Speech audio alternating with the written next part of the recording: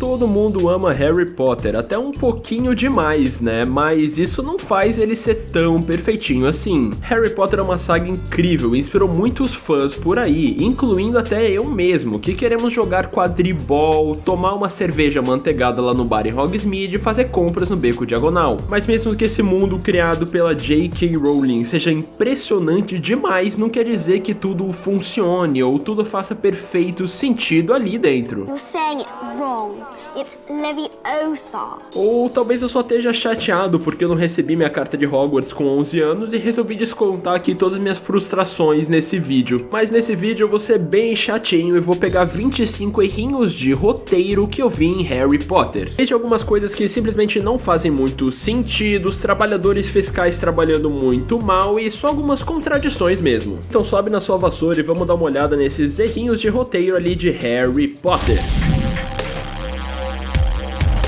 A varinha das varinhas é uma das armas mais fortes do universo ali de Harry Potter, e ela já foi de várias pessoas na história. A varinha era do Gregorovitch, até que ela foi roubada pelo Grindelwald e depois acabou nas mãos do Dumbledore depois de um duelo entre os dois. Mas a história não acaba aí, porque o Voldemort roubou a varinha do Dumbledore morto, mas ele teve um problema ali porque ele não era o verdadeiro dono. O Voldemort então achou que a varinha pertencia ao Snape, porque foi o Snape que matou o Dumbledore. Então aí o Voldemort foi lá e matou o Snape. Só que na real o Draco Malfoy que era o dono, porque foi ele que desarmou o Dumbledore. E como o Harry foi lá depois e desarmou o Draco, ele passou a ser o dono da varinha. Mas é aí que complica, porque o Grindelwald pegou a varinha roubando o Gregorovitch ali. Então isso quer dizer que qualquer um no mundo mágico de Harry Potter pode pegar uma varinha só de desarmar, muda mais de lado do que o Kylo Ren ali em Star Wars. Mas se esse fosse o caso, todo mundo já teria certeza de que o Draco que é o verdadeiro dono da varinha. Mas se esse não é o caso, o Gregorovitch continuaria sendo dono da varinha e o Dumbledore nunca teria sido dono dela. E aí ela seria do Voldemort, porque foi ele que matou o Gregorovitch. Mas a Rowling conseguiu burlar isso aí com aquela frase de que é a varinha que escolhe o feiticeiro. Já que a gente já tá falando de varinha, a gente já sabe que as varinhas são feitas com umas coisas chiques, tipo pena de fênix, pelo de unicórnio e outras coisas nesse sentido aí, né? E esse é o problema, porque essas coisas não são baratas, então ou os fazedores de varinhas conseguem isso no mercado negro ou em algum beco meio suspeito, ou todos os fazedores de varinhas como o Olivaras estão fazendo um prejuízo enorme toda vez que vem numa varinha. O Olivaras meio que fala que ele consegue alguns ingredientes mais baratos, mas mesmo assim você tem que parar para olhar os números. Uma varinha em média custa uns 7 galeões, que representa mais ou menos 175 dólares, cara. E também tem todo o custo do trabalho que eles têm para fazer a varinha. Então 7 galeões é um roubo enorme, cara. Eu acho que eu vou comprar algumas varinhas e vender por 10 galeões no mercado negro. O que você acha? Não.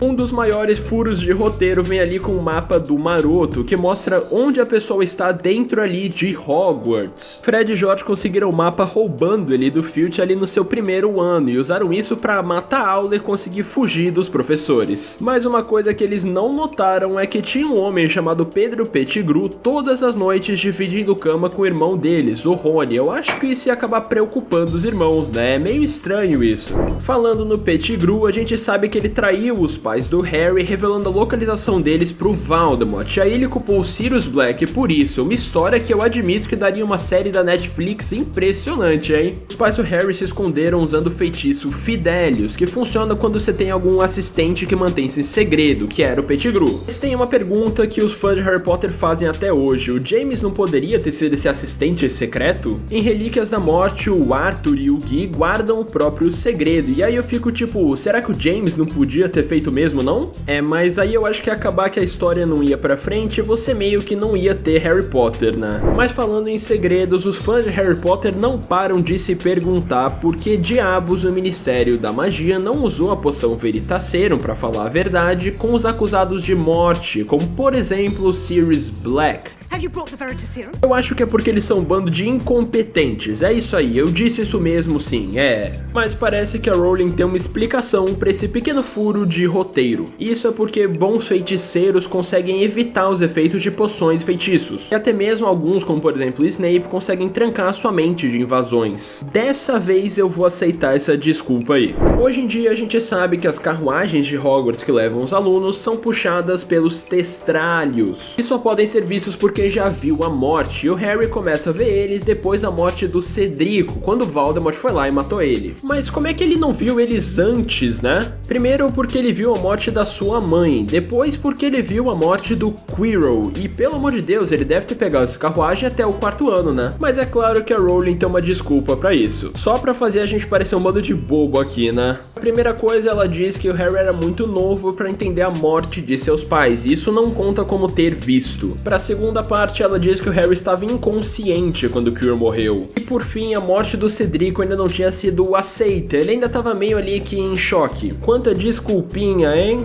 Bom, falando de coisa triste, o motivo pelo qual Harry é muito afetado pelos Dementadores é que eles fazem ele lembrar do seu passado, que foi tão complicado. The worst thing about prison was the Dementors. Olha, ninguém aqui tá dizendo que o Harry não teve uma infância difícil, mas ele não é a única pessoa de Hogwarts que já sofreu o luto. Olha o Neville, por exemplo, que fingia tá tudo bem mesmo depois de ter visto seus pais sendo torturados até meio que ficarem mal da cabeça pela maldição Cruciatus. Você ia imaginar que uma infância assim ia fazer ele ser muito afetado pelos Dementadores, ou talvez ele seja durão demais que os Dementadores nem afetam ele. Ele é o verdadeiro escolhido sim, né? Uma das maneiras de andar no mundo mágico é a paratá, voar de vassoura, carro voador, seja como for que o Voldemort se mexe, mas também tem a possibilidade de um portal, que é como Harry e os Weasleys vão até a Copa Mundial de Quadribol. Tem muitos portais espalhados ali no país deles. Que nem um avião, você tem hora marcada, né? E acaba sendo muito mais animador viajar de portal do que ter que pegar um busão lá em São Paulo pra viajar, né? E por ter hora marcada, a gente sabe que muitos feiticeiros saem correndo pra conseguir pegar ele a tempo. Mas então como é que funcionou aquele que o Voldemort usou pra capturar o Harry? E o Voldemort não tinha como saber quando exatamente o Harry ia tocar no portal, e eu acho que esse portal não deve ter um tempo maior que os outros pra funcionar, né? Então isso não faz tanto sentido assim. Let the feast begin. Comida de Harry Potter sempre foi tão mágica quanto o resto do mundo. Além do tartar de dragão, tem muita coisa que eu ia querer provar desses banquetes. Mas Harry, Rony e Hermione ficam sem esse luxo de comida quando eles têm que fazer aquela caminhada em Relíquias da Morte parte 2, e a fome causa muita pressão ali neles. Mas não devia ter sido assim. Mesmo que você não possa usar magia pra criar comida assim, tem algumas coisas que dá pra fazer pra saciar o apetite. Por exemplo, você pode usar mágica numa comida que já exista, pra aumentar ela, transformar ela ou summonar ela, seja onde ela estiver. Seja um copo de cerveja amanteigada ou até uma fatia de torta de abóbora. Eles já aprenderam isso faz bastante tempo na vida deles. É algo que você acha que não vão esquecer, principalmente ali a Hermione, né? Sempre que falam de troll, eu só penso naquela cena do troll nas masmorras.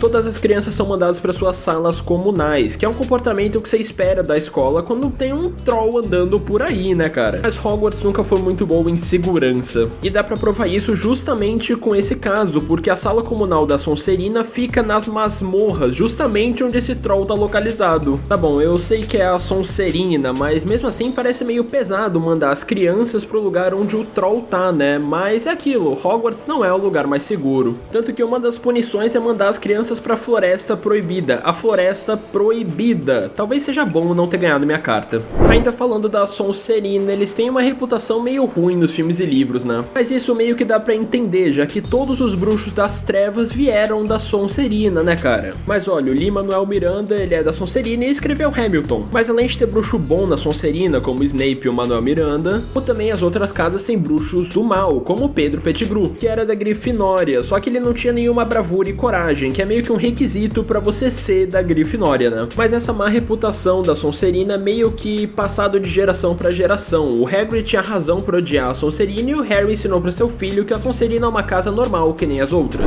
Uma das cenas mais tristes de Harry Potter é quando a Hermione apaga as memórias de seus pais quando ela vai sair lá em Relíquias da Morte. Uma cena muito tocante e emocionante, só que infelizmente isso tudo se perde porque Hermione parece que meio que simplesmente deixou isso tudo pra trás, pelo menos nos livros. Nos filmes, logo depois de uma cena onde o trio luta contra os Comensais da Morte na cafeteria, eles têm que meio que alterar a mente deles pra eles esquecerem aquilo, só que Hermione diz que nunca alterou a mente de ninguém. Então o que diabos ela fez com os pais dela, cara? Mas aparentemente existe uma resposta pra esse furo que eu vou falar agora. Como a gente já sabe, veneno de basilisco é forte o suficiente pra destruir o Horcrux, como a gente viu em Câmara Secreta, mas por que ela não destruiu o Horcrux dentro do Harry? Bom, de acordo com a Rowling, o Horcrux é destruída quando o compartimento que guarda ela é destruído sem reparos, e já que a Fawkes curou o Harry, o Horcrux continuou lá intacta. Pô, Rowling, para de desculpa aí, eu tô querendo aqui criticar seu trabalho, poxa. Ó, esse furo aqui só existe no filme porque eles cortaram a cena que ia explicar ele. Em Pedra Filosofal, cada professor ajuda um pouquinho pra manter a pedra segura. Snape criou ali meio que um quebra-cabeça de poções, só que Hermione conseguiu resolver isso muito facilmente, então quer dizer que não era tão difícil assim. Justamente esse teste que prova que o Snape queria proteger a pedra, mas como isso foi cortado do filme, fica parecendo que ele não tá ajudando, então é difícil de acreditar, né? Em Ordem da Fênix, o Harry é expulso de Hogwarts pelo Ministério da Magia por ter usado magia na frente ali de um trouxa. Mas eles avisam isso pro Harry usando magia na frente ali da família trouxa dos Dursley e usando uma carta que fala magicamente. Olha, eu sei que foi só uma desculpa pra jogar o Harry pra fora de Hogwarts, mas por favor. Enfim, a hipocrisia aí, né? Mas ainda tem mais contradições aqui. O Ministério da Magia soube que o Harry usou magia lá na frente de um trouxa rastreando ele, mas eles foram o único a se importar com isso na Rua dos Alfineiros, já que a Tonks, o Moody e até o Dumbledore usaram magia lá na mesma rua e ninguém ligou. Ser o escolhido é meio difícil, né? Até o melhor dos escritores usa aqueles dispositivos ali de roteiro. Deus Ex Machina é quando alguma força superior salva ali todo mundo de algum evento impossível, mas isso em si não é um erro, né? Mas então, se essas coisas existem, por que elas não acabam sendo bem mais usadas ali? Se o vira-tempo existe, por que eles não voltam no tempo pra matar o Voldemort? Mesmo não podendo voltar tanto porque iria quebrar a realidade, podia ter voltado só um pouquinho pra ajudar ali mais no início contra o Voldemort. E também, se o Sirius estava tão bolado de não poder sair de casa escondido, por que ele não tomou poção polissuco e foi passear um pouquinho por aí? Eu sei que é ruim beber cabelo, mas funciona. Assim como as casas, eu tenho certeza que cada um tem a sua aula de Hogwarts favorita que queria ter tido na vida real, porque é bem mais divertido. Mas além de história da magia, eles parecem não ter muitas aulas que você consideraria algo como normal, como por exemplo matemática e português pra gente. Acho que seria algo útil também no mundo da magia. Isso quer dizer que eles só aprendem essas matérias ali até os 11 anos, né? Então é fácil de entender por que os duendes que trabalham nos bancos e não os estudantes formados em Hogwarts. É normal no fim do ano os estudantes ficarem nervosos, porque você tem as provas finais, né? Mas os estudantes de Hogwarts ficam assim por outros motivos, já que é exatamente quando Voldemort planeja atacar ali todo mundo. É muito conveniente isso pra todos os livros da Rowling, né, cara? A gente já falou de varinhas, mas vamos voltar pra elas. Já que tem muitos bruxos que simplesmente acharam sua varinha de novo depois, sem motivo. Tanto Sirius quanto Bellatrix acharam suas varinhas depois de ter escapado de Azkaban, mas como? De se imaginar que eles fossem destruir as varinhas, para os prisioneiros não poderem pegá-las de volta. E ainda sobre varinhas, o Harry conseguiu usar várias varinhas para lutar ali contra o Lucius Malfoy lá no filme de Relíquias da Morte. Só que isso nunca foi usado nem antes e nem depois disso na saga. Se isso é comum para eles, por que ninguém fez isso antes? Ele é o bichão mesmo, hein, cara? Por causa da magia, a tecnologia parece que não evoluiu muito em Hogwarts e parou ali na era vitoriana, já que não precisa. Mas algo moderno que eles parecem ter é encanamento, já que é por onde o basilisco se mexia em Câmara Secreta. Mas a pergunta é, qual o tamanho desses canos? Eles são tipo a Tardes, que são pequenas por fora e gigantesca por dentro, ou é o basilisco que consegue encolher? Olha, eu nunca achei que ia pensar tanto sobre encanamento no mundo mágico. A aparência do Harry pode ser facilmente resumida na aparência do seu pai, exceto os olhos, que ele tem os olhos da sua mãe, uma cicatriz de raio na testa e óculos redondinhos. Mas por que ele usa óculos? Você consegue regenerar, usar magia pra consertar ossos, por que eles usam isso pra consertar a visão? E também, se ele enxerga tão mal, não era mais fácil o Voldemort só ter roubado os óculos dele, ao invés de inventar 500 milhões de planos pra isso? Tudo que ele tinha que fazer era falar que o óculos, e aí acabou, ele tinha ganhado.